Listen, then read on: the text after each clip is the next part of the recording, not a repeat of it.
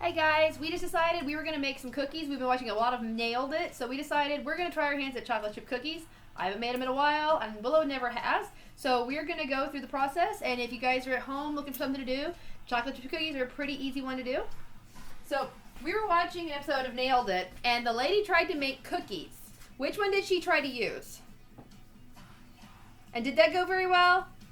No, because if you have a stand mixer like I do, a KitchenAid, and you have these attachments, this one is for incorporating air. It's great in cakes, not so good in cookies. You get it all caked up in there and it doesn't blend well. What you want to use is your creaming tool, your creaming attachment. Also, your dough hook, not so good with making cookies. So, go with your basic paddle. Yours may not look like this. Yours may look like this. This was just one I picked up. It has a little scraper, dude. It's great for scraping the bowl as you mix. So, we're going to attach our paddle to our mixer. Boom, ready to go. So, as with anything, measuring is going to be really important today, right? Yeah.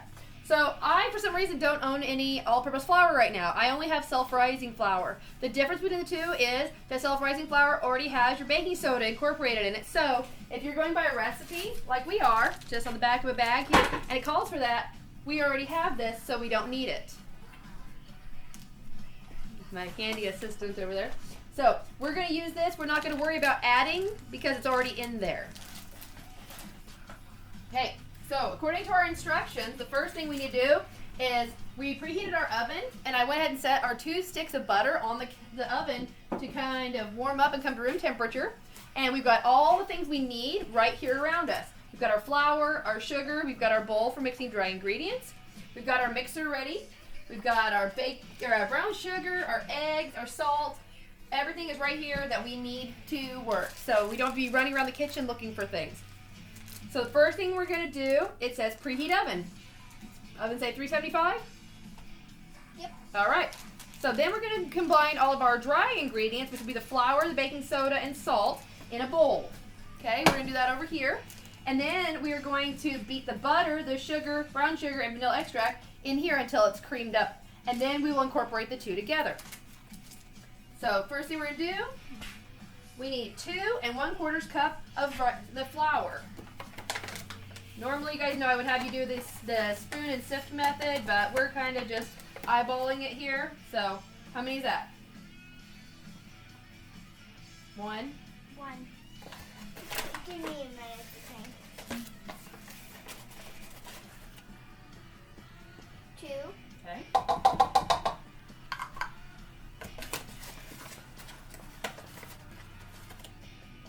1 1/4. Okay? Alright, and so we don't have to incorporate the baking soda because it's already in there. So then we're going to have 1 teaspoon of salt. Okay. Do you want to measure the salt?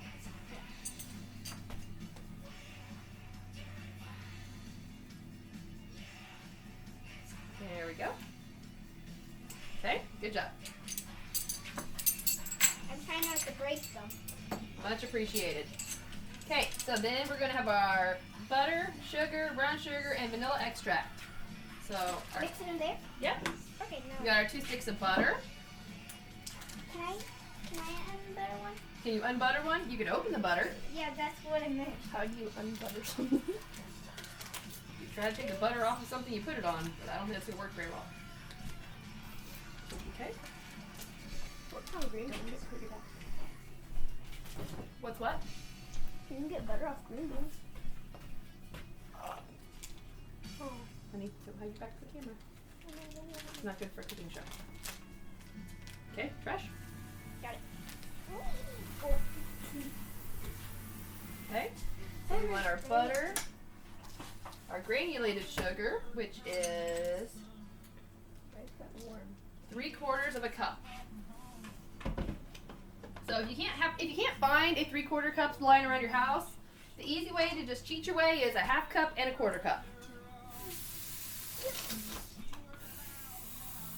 Okay, there's our 1/2 cup. We're gonna eyeball that. There we go. Okay. It smells very sour. sugar smells sour or the butter does? Both of them together. Okay. And then that's our granulated sugar, and then we need 3/4 cup packed of brown sugar. So where you want your flour to be fluffy, you want your your brown sugar to be very, very compact.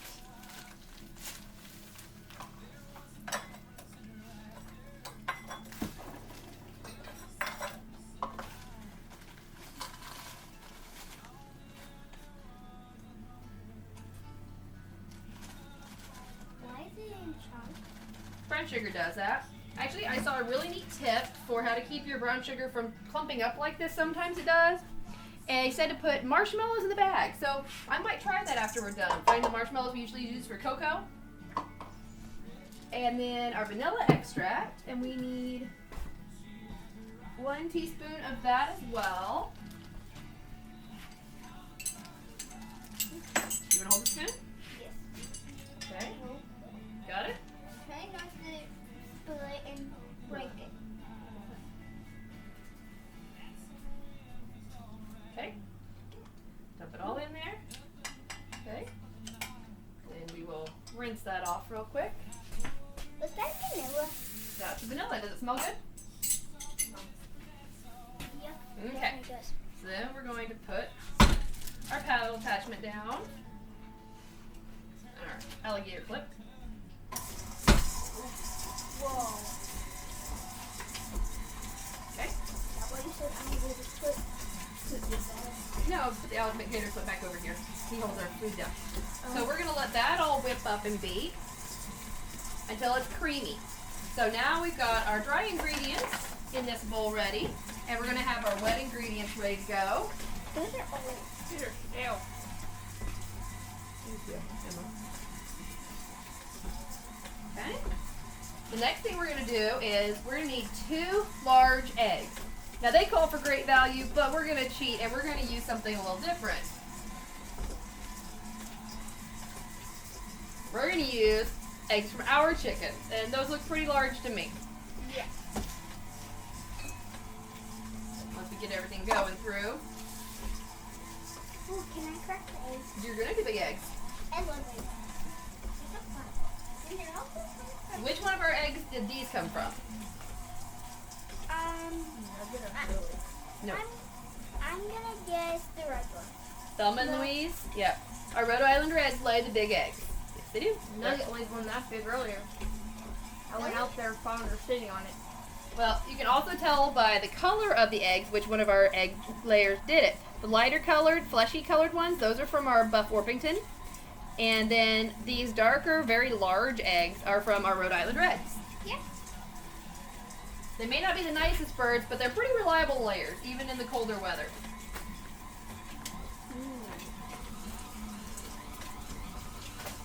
So our creamy stuff is starting to come together. It's starting to look kind of like peanut butter.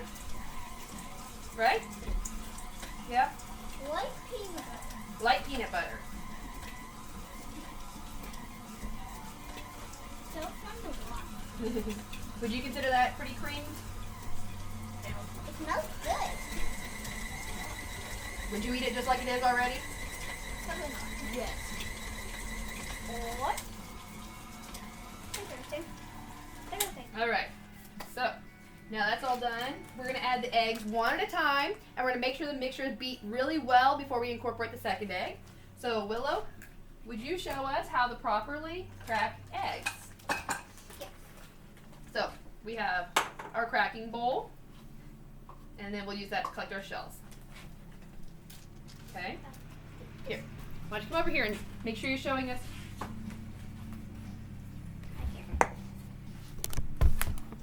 Okay, crack on the side here.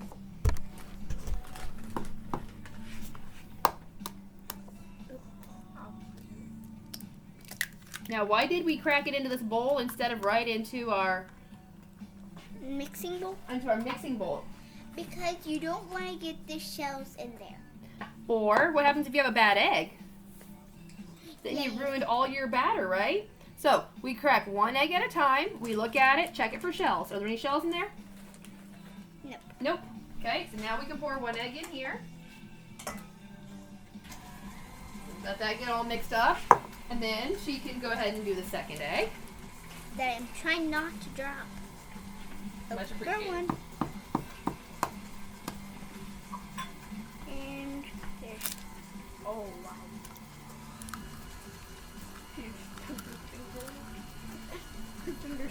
Okay, good. Put that in the garbage disposal. Okay, so we look at this one. Nope. No eggshells. Now I'm gonna go wash mine. I think that's a great idea. Okay, so we'll let that one whip in really nicely.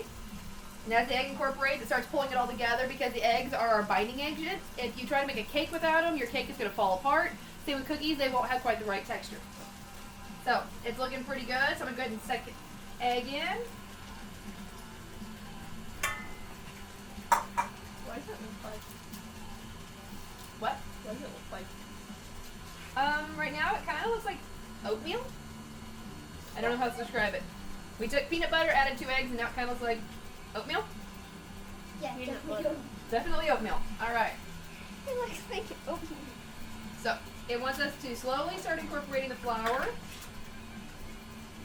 So now, does it look like they're all beat in there really well? Yes. Okay. All right. So we'll take a little bit of flour at a time. What? White things. Yes, flour is usually white. Now if we add a little bit at a time, Oh wow. it'll avoid making big clumpy messes, and it can make sure it's really blended well.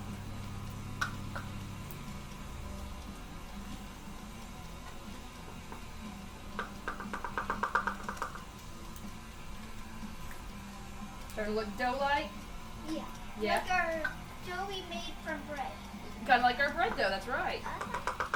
It was really sticky. Okay. And it smells like our bread dough, doesn't it? Definitely, yeah.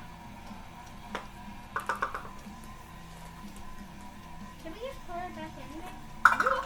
We just want to make sure it's all getting blended together really well. There we go. Okay. Big lump. There's big clumps. Okay. So that's when we reach in here, get our handy dandy rubber scraper out, and it says there's always room for dessert. Because there's always room for dessert. Yeah. Okay? Take everything down off of the beater. That does look like the bread dough. It does kind of look like the bread dough. And it kind of smells like it, but that's just because you're smelling the flour. There's a lot of flour in that bread dough. It actually Oatmeal smells like bread cookie dough. dough. It smells like cookie dough? Well, that's good because it is cookie dough. It would be weird if it didn't. Why does the chocolate chip things? Chocolate chip. We're going to add the chocolate chips to the very last. Okay, now good. That's the best part. And we just scrape it down the sides, make sure it's all down there to get mixed together. Does cookie dough taste good? A lot of people like the taste of raw cookie dough, and they will actually buy it at the store just to eat it. Yep. It's really good. But you have to weigh your risks there because there is a risk of salmonella because there's raw eggs in the dough. Now, while I wouldn't think our chickens would have that because we know where they're exposed to, we know what they eat, there's always the chance. So, I leave that up to everybody individually. When you're cooking at home, it's one thing. When you're cooking for a restaurant, totally different. Yep. So let's let it get all incorporated real nicely there. Look how creamy that looks. We're back to looking kind of like peanut butter, huh? Does that look kind of like peanut butter? Yeah, but it's swirling all the way up.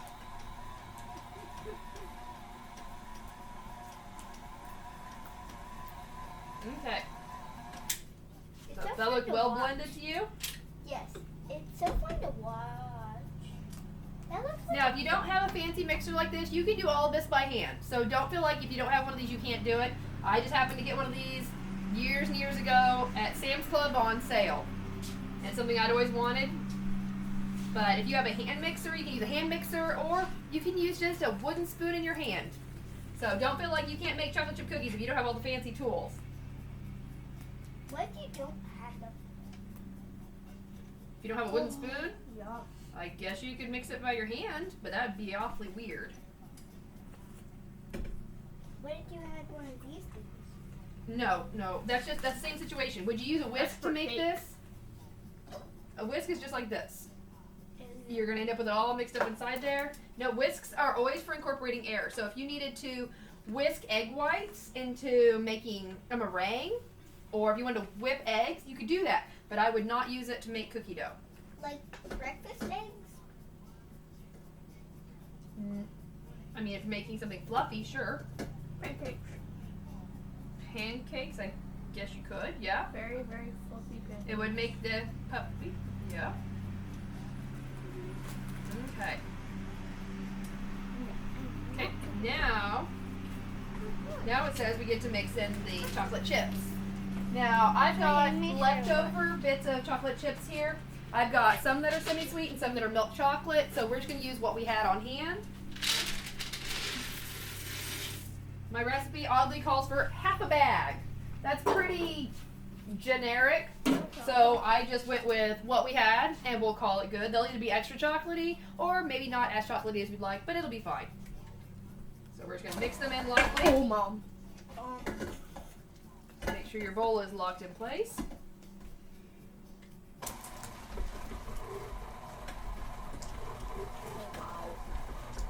And that's all it takes, is just to get it mixed in a little bit. Does that look like chocolate chip cookie dough? Yeah. Yeah. Or maybe you can just buy the dough and cook it. You could. But this is more fun to do. It is more fun. Then you gotta cook. So the recipe that we're using comes from the back of a bag. I had half a bag of semi-sweet and I had half a bag of milk chocolate, the generic great value from Walmart. And I just used the recipe on the back of the bag there. I noticed that I had a big old bag of semi-sweets as well, and these are the Nestle Toll House, and it has some different recipes on the back. So feel free to pick a recipe that works for you, doctor it up, make it special. I know a lot of them call, you could add nuts to them, you could add all sorts of things. One of them had oatmeal included. This is just a basic recipe, you can do a lot of things with it. So, next thing we're going to do, of course, is we're going to have to put them on something to cook. So we're going to use my handy dandy stoneware. If you guys know anything about stoneware cooking, you know that the darker and uglier the pan is, the more seasoned it is. That's a little bit more like what it used to look like. These are, of course, Pampered Chef. I love these. Had them forever. They are so nice because nothing sticks to them. And that's what we made our bread on as well. Yep. I have more of them somewhere, yes. These are just the ones I had pulled out.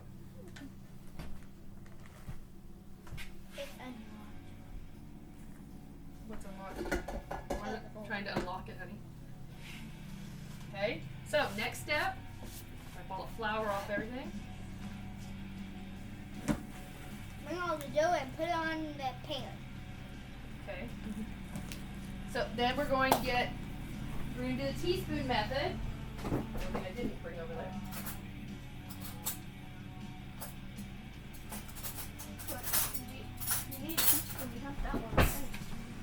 Okay, so we're going to use a teaspoon method. So some of you guys in my world foods class or my foods class tried this one method. It's where you take a spoon of the dough, use the other spoon to kind of ball it up, and then you kind of go between the two and just scrape each of them until you have a nice little mound. Ooh, can I try? You can do that. Another method some people like.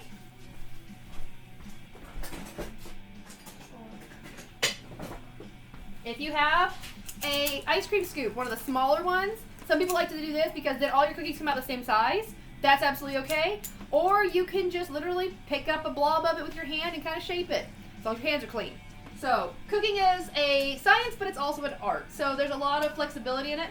For Valentine's Day this year, I took a tube of sugar cookie dough and I shaped it into a big heart on the stone, and then we had a big heart-shaped cookie.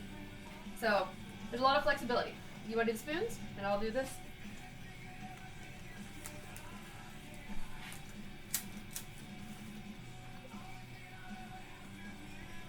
Okay. So we're going to finish this up and we're going to pop them in. It says for 8 to 10 minutes and then take them out, let them cool down, and then enjoy them with a tall glass of milk. And that's what we're doing today. So hopefully you guys enjoy this video. Maybe have something fun to do and something new to try. Emma's trying to sign to me. And breathing pretzels. It's salt. I don't remember what I was going to say though. All right. Well, I know that it's still hard to find yeast, but when we do, you guys can definitely go back and make bread. And I guess I'll consider you to try to find fun little activities you guys can do around your house with easy stuff that you might have on hand. I wanted to make pizza with you guys from scratch, so I guess maybe we'll be trying that one next week. Pizza doesn't have to be hard. It's not something difficult. Most of us have the things around to make it. So I just want you guys to know that I'm missing you guys like crazy. I wish I was in my school kitchen instead of here at home. Not that I don't love my assistant, but I do miss you guys a lot, and I can't wait to see you guys again. So everybody stay home, stay well, and hopefully we can get past this and get back to where we belong. All right. Hang in there, guys, and we'll see you later. Willow, you say bye? Bye.